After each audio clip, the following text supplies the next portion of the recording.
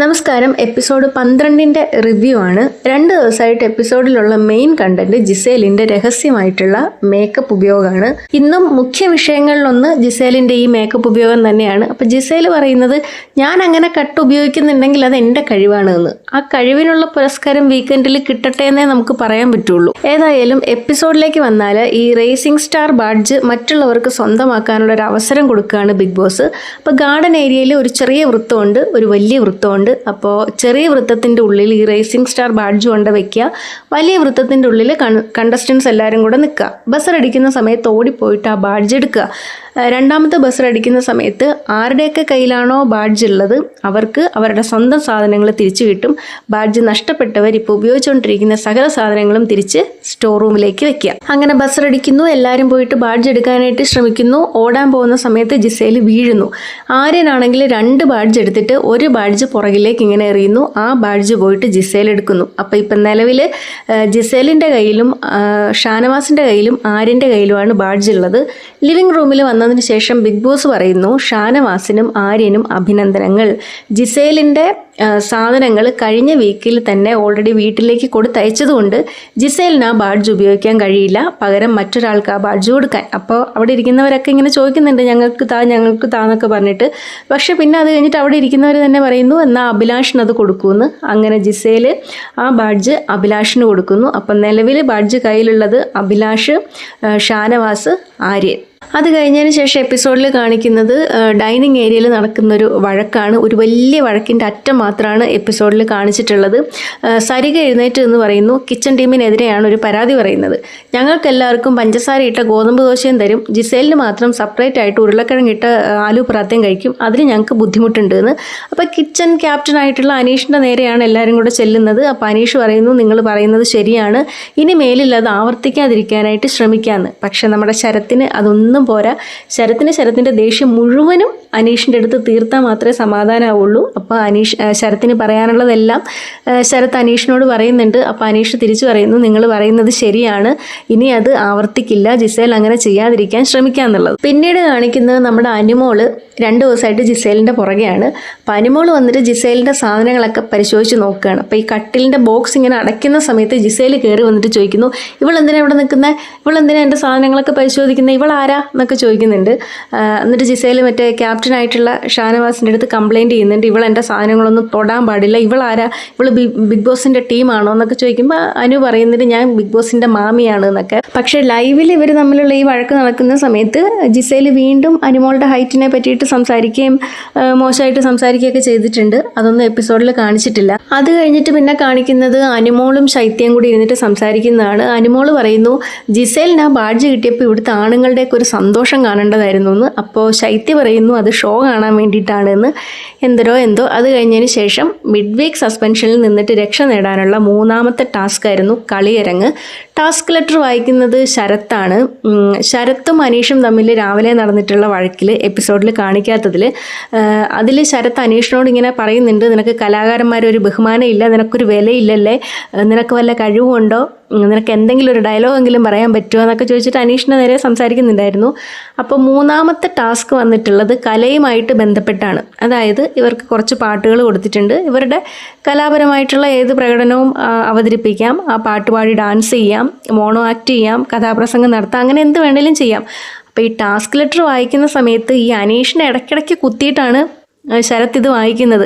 അത് എപ്പിസോഡ് മാത്രം കാണുന്നവർക്ക് എത്രത്തോളം കണക്റ്റ് ആവും എന്നുള്ളത് അറിഞ്ഞുകൂടാ കേട്ടോ. അപ്പോൾ ഈ ടാസ്കിൽ ജഡ്ജസ് ആയിട്ടിരിക്കുന്നത് ഈ മിഡ് വീക്ക് സസ്പെൻഷനിൽ ഉൾപ്പെട്ടിട്ടുള്ള 6 പേരും തന്നെയാണ്. അപ്പോൾ ഈ 6 പേരുടെയും സഹായികൾ ഓരോരുത്തരായിട്ട് വന്നിട്ട് ഇങ്ങനെ പെർഫോം ചെയ്യുന്നു. അതിൽ വളരെ അൺഫെയർ ആയിട്ടാണ് അവർ മാർക്ക് കൊടുത്തിട്ടുള്ളതെന്നാണ് എൻ്റെ അഭിപ്രായം ലൈവ് കണ്ടതിൻ്റെ അടിസ്ഥാനത്തിൽ. ഏതായാലും 1ാം സ്ഥാനം കിട്ടിയിട്ടുള്ളത് സരികേൻ്റെ ടീമായിട്ടുള്ള അക്ബറിനും അനുവിനുമാണ്. 2ാം സ്ഥാനം രേണുവിൻ്റെ ടീമായിട്ടുള്ള നെവിനും ഷാനവാസിനുമാണ്. 3ാം സ്ഥാനം കിട്ടിയിരിക്കുന്നത് ഒണീലിൻ്റെ ടീം ജിസേലും ആര്യനും കൂടി നടത്തിയിട്ടുള്ള പെർഫോമൻസിന്. 4ാം സ്ഥാനം ആദ്യം എല്ലാവരും കൂടെ കൊടുത്തിരുന്നത് അനീഷിൻ്റെ ടീമായിട്ടുള്ള നൂറയും ശൈത്യം കൂടി ചെയ്തിരുന്ന പെർഫോമൻസിനാണ്. പക്ഷേ അത് ഈ സ്റ്റേജിൽ കയറുമെന്ന് പറയുന്ന സമയത്ത് അവിടെ ഉണ്ടായിട്ടുള്ളൊരു ഡിസ്കഷനിൽ നേരെ തിരിഞ്ഞ് 5ാം സ്ഥാനം അനീഷിനും 4ാം സ്ഥാനം ഈ ശരത്തിനും, അതായത് നമ്മുടെ റെനേൻ്റെ ടീമിനും കൊടുത്തു. ഈ ടാസ്ക് ഒക്കെ കഴിഞ്ഞതിന് ശേഷം അനീഷിൻ്റെ ടീം മെമ്പേഴ്സിനോടായിട്ടിരുന്ന് പറയുകയാണ്, ഇവർ എൻ്റെ ടീമിലായതുകൊണ്ട് മാത്രമാണ് ഇവർക്ക് 5ാം സ്ഥാനം കൊടുത്തിട്ടുള്ളത്, അല്ലായിരുന്നെങ്കിൽ അവർക്ക് 1ാം സ്ഥാനം തന്നെ കൊടുക്കുമായിരുന്നു എന്നുള്ളത്. 1ാം സ്ഥാനം അല്ലെങ്കിലും സെക്കൻഡോ തേർഡോ കിട്ടാനുള്ളൊരു അർഹത അവർക്കുണ്ട് എന്നുള്ളത് എനിക്ക് ലൈവ് കണ്ടിരുന്ന സമയത്ത് തോന്നിയിട്ടുണ്ട്. പിന്നീട് കാണിക്കുന്നത് ശൈത്യ ഇരുന്ന് കരയാണ്. അപ്പോൾ ശൈത്യ പറയുന്നു, ഇപ്പം എല്ലാവരും വന്നിട്ട് പറയുന്നു നിങ്ങൾ നന്നായിട്ടാണ് പെർഫോം ചെയ്തതെന്ന് പറയുന്നു, പക്ഷേ പൊളിറ്റിക്സ് ഈസ് പൊളിറ്റിക്സ് എന്ന് പറയുന്നു. അതായത് അവിടെ ഉള്ളവർ പറയാതെ തന്നെ പറഞ്ഞിട്ടുണ്ട്, ബാക്കിയുള്ള ആൾക്കാരുടെയും പെർഫോമൻസിൻ്റെ അടിസ്ഥാനത്തിലും അനീഷിൻ്റെ ടീമിൻ്റെ മാത്രം അനീഷ് എന്നുള്ളൊരു പേഴ്സണാലിറ്റീൻ്റെ അടിസ്ഥാനത്തിലുമാണ് മാർക്ക് കൊടുത്തിട്ടുള്ളത് എന്ന്. അത് വളരെ വിസിബിളും ആയിരുന്നു.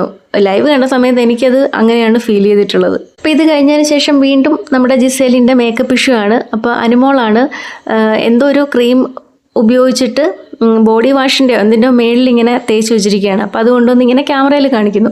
അപ്പോൾ ബോഡി വാഷാണോ എന്താണോ എന്തോ സാധനമാണെന്ന് എനിക്ക് അറിഞ്ഞുകൂടാ, അത് ആര്യൻ്റെതാണ്. അപ്പോൾ ആര്യനോട് വന്നിട്ട് അനുമോൾ ചോദിക്കുന്നു, ഇത് നിൻ്റെതല്ലേ, ഇതുമേൽ എങ്ങനെ ഈ ക്രീം വന്നു എന്ന് ചോദിക്കുന്നു.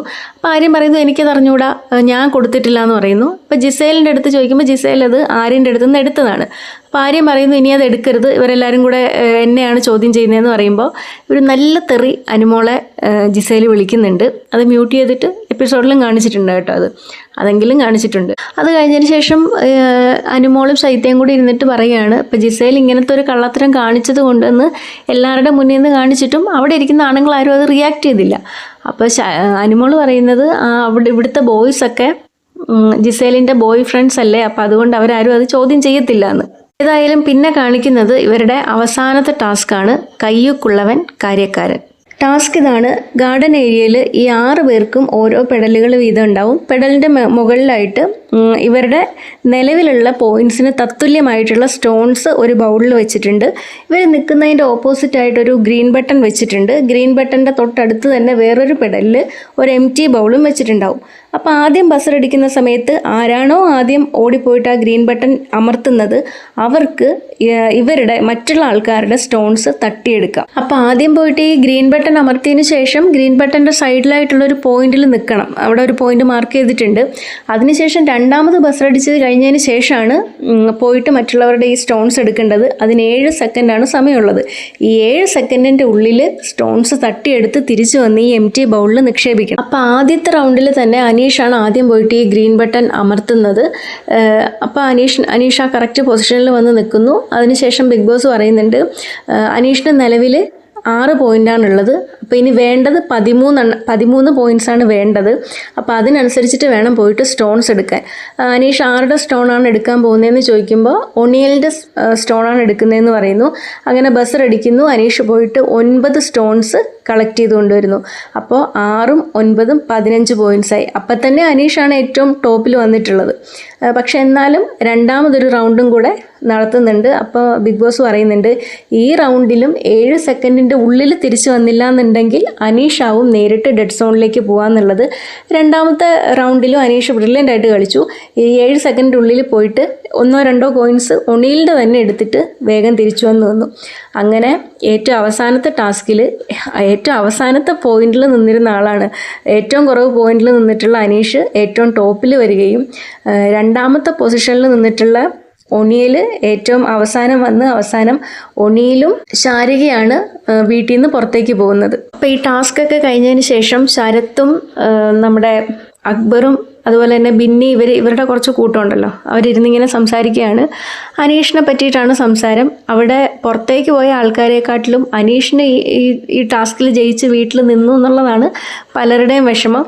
അപ്പോൾ അക്ബർ പറയാണ്, അനീഷാണ് പുറത്ത് ഹീറോ എങ്കിൽ ശരത്താണ് വില്ലൻ എന്ന്. അത് കഴിഞ്ഞിട്ട് ശരത്ത് ഈ അനുമോളെ പറ്റി പറയാം. അനുമോള് അനീഷിനെ സപ്പോർട്ട് ചെയ്തു. ഈ ഗെയിമിൻ്റെ ഇടയ്ക്ക് അനീഷേട്ടൻ നന്നായിട്ട് കളിക്കണമെന്ന് എന്തോ പറഞ്ഞു. അപ്പോൾ ഇന്നലെ എൻ്റെ കൂട്ടത്തിൽ നിന്ന് അനീഷിനെതിരെ പറഞ്ഞവളാണ് ഇപ്പം അനീഷിനെ സപ്പോർട്ട് ചെയ്ത് സംസാരിക്കുന്നത്. നാളെ അവൾ എൻ്റെ കൂടെ നിന്നിട്ട് അവനെ തിരിച്ചു പറയും. അത് കഴിഞ്ഞിട്ട് അവൻ്റെ കൂടെ നിന്നിട്ട് എന്നെ തിരിച്ചു പറയും. അവളെ എന്നും കുടിച്ച വെള്ളത്തിൽ വിശ്വസിക്കാൻ പറ്റത്തില്ല എന്നൊക്കെ നമ്മുടെ ശരത്തിരുന്നിട്ട് അനുമോളെ പറ്റിയിട്ട് പറയുന്നുണ്ട്. പിന്നീട് എപ്പിസോഡിൽ ഉണ്ടായിരുന്നത് ഈ സ്റ്റോറി പറയുന്നതാണ്, ഓരോരുത്തരുടെയും ലൈഫ് അവർ പറയുന്നതാണ്.